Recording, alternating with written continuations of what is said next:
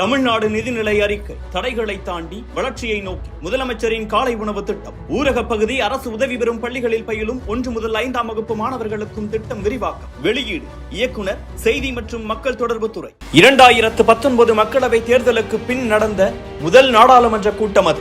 முதன்முறையாக நாடாளுமன்றத்துக்குள் அடியெடுத்து வைத்த தமிழ்நாட்டின் பெண் உறுப்பினர் ஒருவர் யாதும் ஊரே யாவரும் கேளி பிறப்புக்கும் எல்லா உயிர்க்கும் என்று 2000 ஆண்டுகளுக்கு முன்னரே வர்ணாசிரமத்திற்கு எதிராக சமத்துவத்தை போதித்த கணியன் பூங்குன்றனார் ஐயன் திருவள்ளுவன் பிறந்த மண்ணிலிருந்து வருவதாக தன்னை அறிமுகம் செய்து கொண்டார். அவர் அறிமுக பத்தியை முடிக்கும் முன்னரே கூச்சல் அரங்கை நிறைத்தது. ஆனால் அந்த அர்த்தமற்ற கூச்சலுக்கு செவிசாய்க்காமல் தனது அறிமுக உரையை முழுதாக கொடுத்து வாயடைக்க வைத்தார் அந்த பெண் நாடாளுமன்ற உறுப்பினர். அவர்தான் 2019 தென் சென்னை பிரதிநிதியாக மக்களவைக்குள் அடியெடுத்து வைத்த திமுக எம்பி தமிழச்சி தங்கபாண்டியன். திமுக தொடங்கப்பட்ட காலத்தில் இருந்தே அக்கட்சியின் தீவிர தொண்டனாக இருந்தவர் தங்கபாண்டியன். விருதுநகர் மாவட்டம் மல்லாங்கிணறு கிராமத்தைச் சேர்ந்த இவருக்கு 1962 ஏப்ரல் 25ஆம் தேதி பெண் குழந்தை பிறந்தது. அன்று சுமதி என பெயரிடப்பட்ட அந்த குழந்தைதான் தற்போது தமிழச்சி தங்கபாண்டியனாக வளர்ந்து நிற்கிறார். தனது மகள் தமிழச்சிக்கும் தங்கம் தென்னரசுவுக்கும் சிறுவயது முதலே திராவிட சித்தாந்தங்களையும் பெரியாரிய சிந்தனைகளையும் ஊட்டி வளர்த்தார் தந்தை தங்கபாண்டியன்.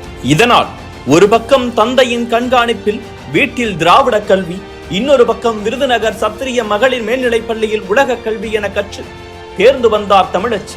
படிப்போடு நிற்காமல் நாட்டியம், நாடகம், இசை, எழுத்து, பேச்சு என தமிழச்சியின் திறமைகள் வளர்ந்து கொண்டே போயின். வாசிப்பதில் ஆர்வம் கொண்ட அவர் ஷேக்ஸ்பியரின் இலக்கியங்களின் மீது ஏற்பட்ட அலாதி பிரியத்தால் மதுரை மீனாட்சி அரசு கலைக்கல்லூரியில் இளங்கலை ஆங்கிலம் பாடப்பிரிவை தேர்ந்தெடுத்தார். முதுகலை கல்வியை மதுரை தியாகராஜர் கலைக்கல்லூரியில் படித்து முடித்தார். அது மட்டுமல்லாமல் ஆஸ்திரேலியாவில் வாழும் இலங்கை புலம்பெயர் தமிழர் பற்றிய ஆய்வு மேற்கொண்டு அதிலும் முனைவர் பட்டத்தை பெற்றார்.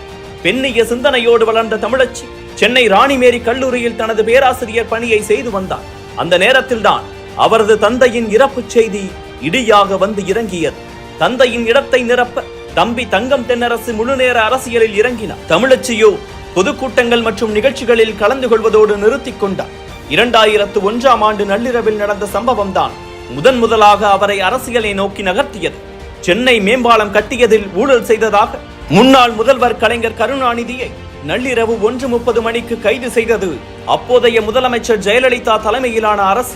இந்த சம்பவத்தால் திமுக போராட்டங்களில் இறங்க தமிழச்சி தனது பேனாவை ஆயுதமாக்கி எழுதுகோள் எடு தலைவா என கலைஞருக்காக கவிதை ஒன்றை எழுதினார். இந்த கவிதையை வெளியிடுவதற்காக கலைஞரே அவருக்கு கொடுத்த புனைப்பெயர்தான் தமிழச்சி.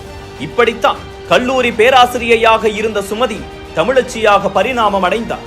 2007இல் திமுக ஆட்சி அமைந்த ஓராண்டுக்கு பிறகு அப்போதைய இளைஞரணி அமைப்பாளரான மு.க. ஸ்டாலின் தலைமையில் நெல்லையில் இளைஞரணி மாநாடு ஏற்பாடு செய்யப்பட்டது. கூட்டத்துக்கு கொடியேற்ற விருந்தினராக யாரை அழைப்பது என ஸ்டாலின் கேள்வி கேட்க தங்கபாண்டியன் மகளை அழையுங்கள் என கலைஞர் பரிந்துரைத்திருக்கிறார். அதோடு வரவேற்பு பதாகையில் நான் சொல்லும் பெயரை வையுங்கள் என்று தமிழச்சி தங்கபாண்டியன் என சுமதிக்கு பெயர் சூட்டியிருக்கிறார் கலைஞர்.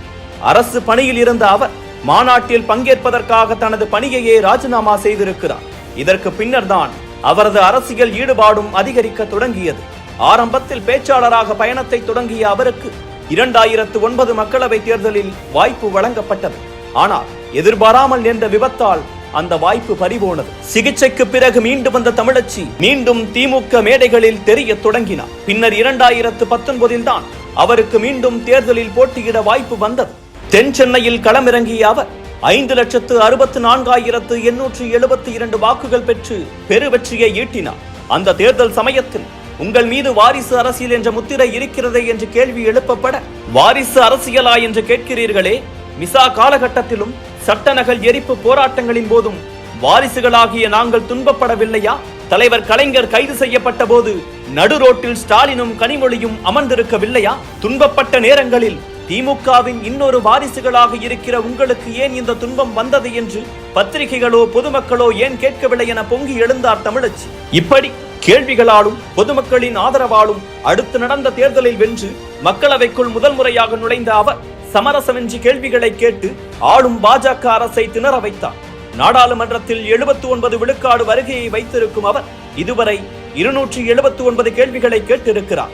8 தனிநபர் மசோதாக்களை தாக்கல் செய்திருக்கும் தமிழச்சி ஒன்றிய அரசின் மசோதாக்கள் மீதான விவாதங்களில் 6 முறை பேசியிருக்கிறார். தற்போது நிதியமைச்சர் நிர்மலா சீதாராமன் தாக்கல் செய்த பட்ஜெட்டை நாடாளுமன்றத்திலேயே வைத்து வெத்து வேட்டு என வெளுத்து வாங்கியவர் வெள்ள நிவாரணம் வழங்காமல் தமிழ்நாட்டை மத்திய அரசு வஞ்சிப்பதாக குரல் உயர்த்தினார். அவரது இந்த அஞ்சாத பேச்சு நடையும் அசராத களப்பணியும் தான் 2024 மக்களவை தேர்தலிலும் தென் சென்னை தொகுதி அவருக்கே என்ற பேச்சு அரசியல் வட்டாரத்தில் உலாவர காரணமாகிறது. அரசியல் நிபுணர்களின் கணிப்பு மெய்யாகுமா?